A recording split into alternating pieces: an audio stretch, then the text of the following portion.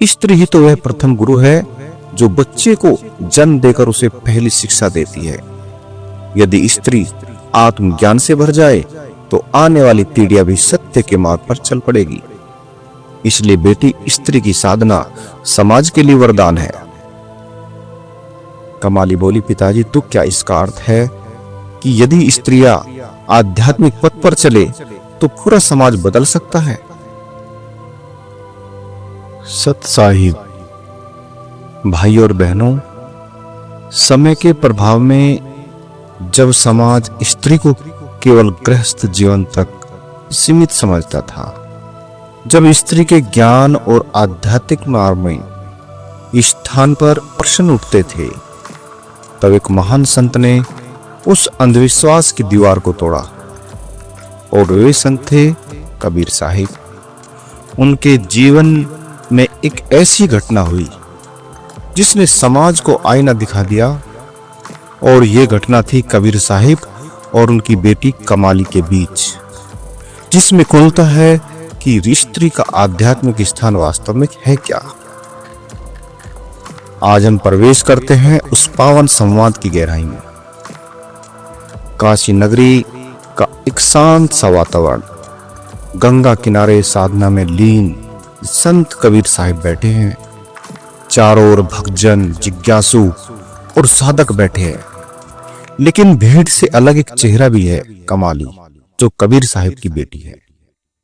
कमाली के मन में एक सवाल है, एक ऐसा सवाल जो हर युग की स्त्रियों के मन में उठता आया है। क्या स्त्री केवल गृहस्थ जीवन के लिए बनी है, या वीर भयभीत पुरुषों की तरह ईश्वर की ओर कदम बढ़ा सकती है? अपने इसी सवाल के उत्तर की खोज में कमाली आगे आई और अपने पिता संत कबीर से संवाद करती है। कमाली बोली, पिताजी, मैं आपसे एक प्रश्न करना चाहती हूँ। समाज कहता है कि स्त्री का कार्य केवल घर संभालना है, सेवा करना है, आध्यात्मिक मार्ग चुका है। कई लोग तो ये भी कहते हैं कि स्त्री साधना करे तो बेकार है, क्योंकि वह मोक्ष नहीं पा सकती। क्या सचमुच स्त्री केवल देह और कर्तव्य तक सीमित है? क्या उसे ईश्वर तक पहुंचने का अधिकार नहीं? कबीर साहिब मधुर और गंभीर स्वर में बोले, बेटी, तूने आज वह प्रश्न पूछा है जो युगों से लोगों के हृदय में कैद है। सुन कमाली, आत्मा का ना कोई पुरुष होता है ना स्त्री। जैसे दीपक की लो, उसका कोई लिंग नहीं होता। देह तो केवल एक आवरण है, कभी पुरुष रूप में, कभी स्त्री रूप में, पर भीतर का आत्म तत्व शुद्ध है, निरपेक्ष है। यदि साधना कर सकता है तो स्त्री क्यों नहीं? जो आत्मा को पहचान लेती है वही मुक्ति है, चाहे वह स्त्री हो या पुरुष। कमाली बोली, लेकिन पिताजी, समाज तो स्त्री को कमतर मानता है। लोग कहते हैं स्त्री मोह का कारण है, बंधन का कारण है। तो क्या सचमुच स्त्री ही बंधन है? कबीर साहिब कहते, नहीं बेटी, बंधन स्त्री नहीं है, बंधन तो मनुष्य का मोह है। जैसे ही लोग स्त्री को देह समझकर देखते हैं, वहीं से मोह और बंधन की शुरुआत होती है। सत्य तो यह है कि स्त्री में ममता है, करुणा है, समर्पण है, और यही गुण साधना में महान सहायक है। जो स्त्री को बाधा समझे वह अभी अधूरा है, और जो स्त्री स्वयं को दुर्बल समझे उसने अभी अपनी शक्ति को पहचाना नहीं। नारी नर सम जानिए, दोनों एक प्रकाश, भीतर ज्योति निरंतर, वहीं परम आकाश। कमाली की आवाज में बड़ा आश्चर्य था और प्रसन्नता के साथ बोली, पिताजी, आपकी बातें सुनकर मेरे भीतर शक्ति जाग उठी। मुझे लगता है कि मैं भी साधना के पथ पर चल सकती हूँ। लेकिन समाज की आलोचना, उनका उपहास, यह सब सहना कठिन होता है। लोग स्त्री के ज्ञान को स्वीकार ही नहीं करते। कबीर साहब बोले, बेटी, यह संसार हमेशा सत्य के मार्ग में कांटे बोता है। लोग तो मुझे भी जुलाहा कहकर तिरस्कृत करते हैं, कहते हैं बिना वेद शास्त्र पढ़े ये साधु कैसे हो सकता है। परंतु मैंने कभी उनकी बातों पर ध्यान नहीं दिया। साधक को चाहिए कि वह भीतर के सत्य पर टिके। जो उस सत्य को पहचान लेता है वही सच्चा साधक है। तू स्त्री है, यह तेरा देह है, पर तेरी आत्मा उसी परमेश्वर का अंश है, और उस आत्मा को न कोई रोक सकता है न बांध सकता है। कमाली कहती है, तो क्या स्त्री भी पुरुष की तरह गुरु की शरण में जाकर ब्रह्म ज्ञान पा सकती है? कबीर साहब बोले, बिल्कुल। गुरु का मार्ग सबके लिए है, न जाति का बंधन है न स्त्री पुरुष का। गुरु की वाणी आत्मा को जागृत करती है और आत्मा का कोई लिंग नहीं होता। कमाली स्मरण रख, जैसे जल में कमल खिले वैसे ही साधक रहे। नारी हो या नर, यहाँ आत्मा मुक्त बने। स्त्री हो या पुरुष, साधना वही सफल है जिसमें समर्पण और सत्य की प्यास हो। ज्ञान और प्रेम में कोई भेद नहीं, सबके लिए दरवाजा खुला है। कमाली की आंखों में आंसू आ गए, आवाज में दृढ़ता आ गई और बोली, पिताजी अब मुझे कोई संदेह नहीं। आज मैंने जाना कि स्त्री भी उसी परमात्मा तक पहुंच सकती है जिस तक पुरुष पहुंचता है। अब मैं समाज की परवाह नहीं करूंगी, मैं अपने आत्म स्वरूप की खोज करूंगी। आपने मुझे नई दृष्टि दी है। कबीर साहब मधुर मुस्कान के साथ बोले, बेटी यही तेरी सच्ची जागृति है। आत्मा का मार्ग सबके लिए है, और जिसने यह सत्य जान लिया उसने आधा पथ पार कर लिया। कमाली, जब एक स्त्री साधना के पर चलती है तो उसका प्रकाश केवल उसके भीतर ही नहीं रुकता, वह अपने परिवार को, अपने बच्चों को और समाज को भी आलोकित करती है। स्त्री ही तो वह प्रथम गुरु है जो बच्चे को जन्म देकर उसे पहली शिक्षा देती है। यदि स्त्री आत्मज्ञान से भर जाए तो आने वाली पीढ़ियां भी सत्य के मार्ग पर चल पड़ेगी।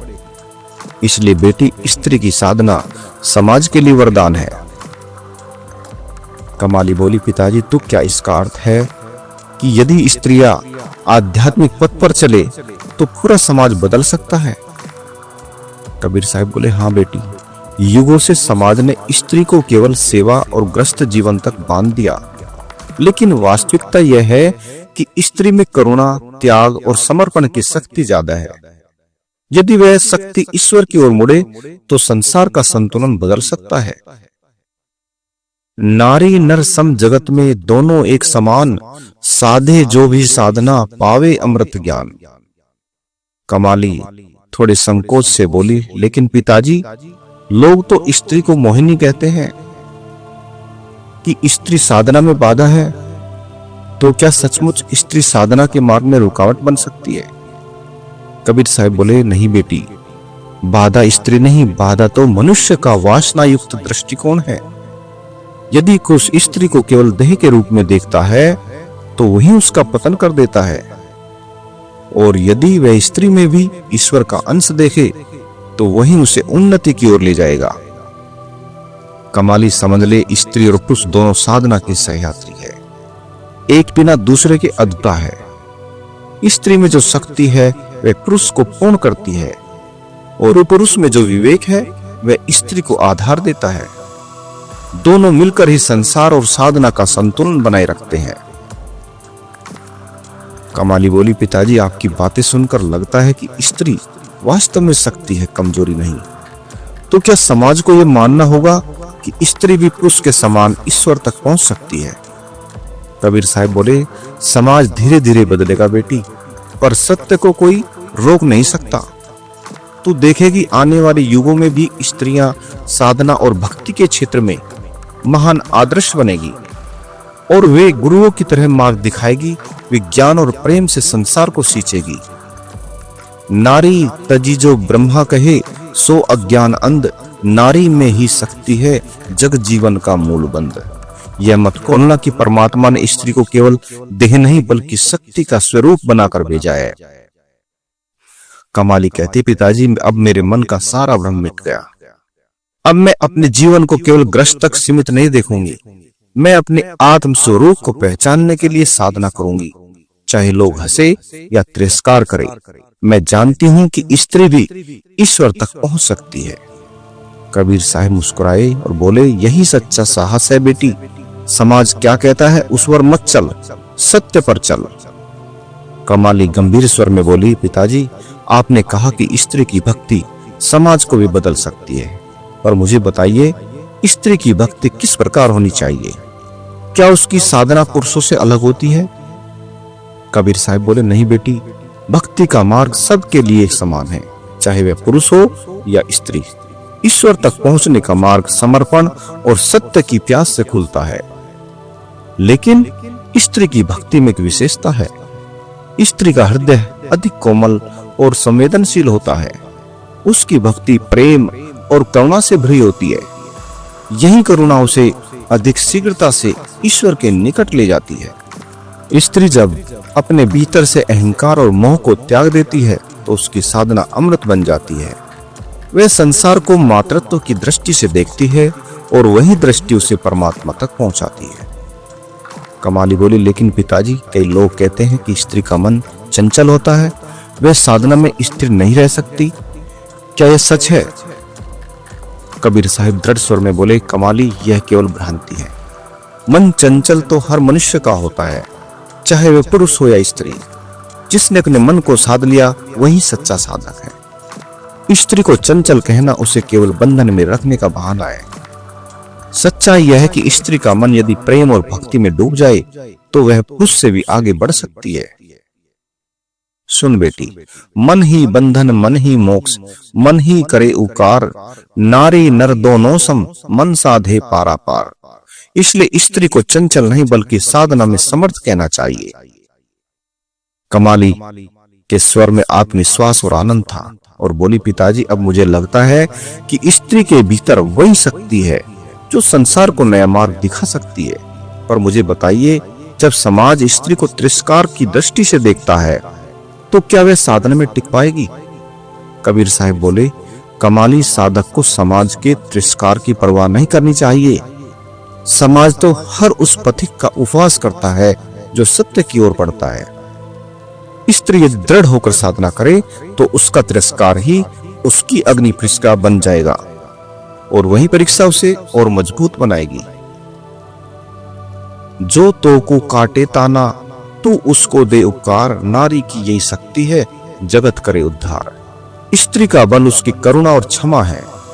जब वह इन गुणों को साधना में जोड़ लेती है तब उसकी भक्ति अमोघ हो जाती है। कमाली बोली, पिताजी अब मैं समझ गई कि स्त्री की भक्ति केवल उसकी मुक्ति नहीं बल्कि संसार के लिए भी वरदान है। मैं चाहती हूं कि आप मुझे वह बताइए, स्त्री को साधना में कौन से विशेष कदम उठाने चाहिए ताकि उसका मार्ग और अधिक स्पष्ट हो सके। कबीर साहब मुस्कुराए और बोले, अच्छा बेटी अब तू तैयार है? कमाली गंभीर स्वर में बोली, पिताजी अब मुझे यह बताइए कि स्त्री साधना में कौन सी अवस्थाओं से गुजरती है, क्योंकि मुझे तो लगता है उसका मार्ग क्रूस से ज्यादा कठिन होगा। कबीर साहब बोले, सही कहा बेटी, स्त्री को साधना में कई कठिनाइयां आती है। पहली अवस्था है मोह से मुक्ति। उसे यह पहचानना होता है कि वह केवल घर परिवार की सेवा तक सीमित नहीं। दूसरी अवस्था है मन का नियंत्रण। समाज अक्सर उसके त्याग और प्रेम का दुरुपयोग करता है, पर साधना के मार्ग पर वही स्त्री सफल होती है जो अपने मन को स्थिर कर लेती है। तीसरी अवस्था है समर्पण। जब स्त्री अपने भीतर छिपे मातृत्व और करुणा को परमात्मा को अर्पित कर देती है तो वह साधक नहीं रहती बल्कि स्वयं शक्ति का स्वरूप बन जाती है। नारी जब साधे भक्ति को जग हो जाए उजियार, उसका प्रेम निरंतर धारा लाए मोक्ष अपार। कमाली बोली, पिताजी तो क्या स्त्री की भक्ति केवल उसे ही मुक्त नहीं करती बल्कि समाज को भी प्रकाश देती है? कबीर साहब बोले, हाँ बेटी, यही तो उसका सबसे बड़ा महत्व है। स्त्री जब साधना करती है तो वह केवल स्वयं को ही नहीं उठाती बल्कि अपने परिवार, बच्चों और समाज को भी उठाती है। वह ईश्वर की ज्योति का माध्यम बन जाती है। इसलिए मैंने कहा था, नारी को तुच्छ न जानो, नारी बड़ी महान, नारी ही जिससे जगत है, नारी ही पहचान। जिस समाज ने स्त्री के आध्यात्मिक स्थान को नकार दिया वह समाज अंधकार में डूब गया, और जो समाज स्त्री की साधना को स्वीकार करता है वह समाज सच्चे प्रकाश में जीता है। कमाली बोली, पिताजी आज आपने मेरे संदेह को मिटा दिया। अब मैं केवल एक स्त्री, एक पुत्री, एक गृहिणी नहीं बल्कि साधक भी हूँ। अब मैं जान गई हूँ कि स्त्री भी वही परमात्मा पा सकती है जिसे पुरुष पाता है, और उसकी साधना समाज के लिए अमृत की धारा बन जाती है। पिताजी, अब मेरा जीवन एक नया मार्ग देख रहा है। कबीर साहब मुस्कुराकर शांत स्वर में बोले, यही तो सत्य है बेटी। आत्मा न स्त्री है न पुरुष, आत्मा केवल परमात्मा का अंश है। जिसने यह जान लिया वही मुक्त है, और जिसने यह सत्य समाज को दिखा दिया वही युगों तक याद किया जाता है। तो भाई और बहनों, इस तरह से ये था कबीर साहिब और उनकी बेटी कमाली का संवाद, जिसमें उजागर हुआ स्त्री का वास्तविक आध्यात्मिक स्थान। जहां समाज उसे केवल देह समझता है, वहीं कबीर साहिब ने बताया कि स्त्री आत्मा का वही प्रकाश है जो पुरुष में है, और जब यह आत्मा साधना के पथ पर चलती है तो न केवल मुक्ति पाती है बल्कि समाज को भी ईश्वर की ओर मोड़ देती है। संत कबीर की वाणी आज भी उतनी ही प्रासंगिक है जितनी उस समय थी, क्योंकि आज भी स्त्री को अपने अधिकार और आध्यात्मिक स्थान के लिए संघर्ष करना पड़ता है। पर सत्य यही है, आत्मा का न कोई लिंग होता है न कोई बंधन। यदि यह संवाद आपको प्रेरणादायी लगा हो तो इसे लाइक कीजिए, अन्य लोगों तक पहुंचाने के लिए शेयर कीजिए, और संतों की वाणी तथा जीवन दर्शन को और गहराई से सुनने के लिए हमारे चैनल को सब्सक्राइब करना ना भूलें।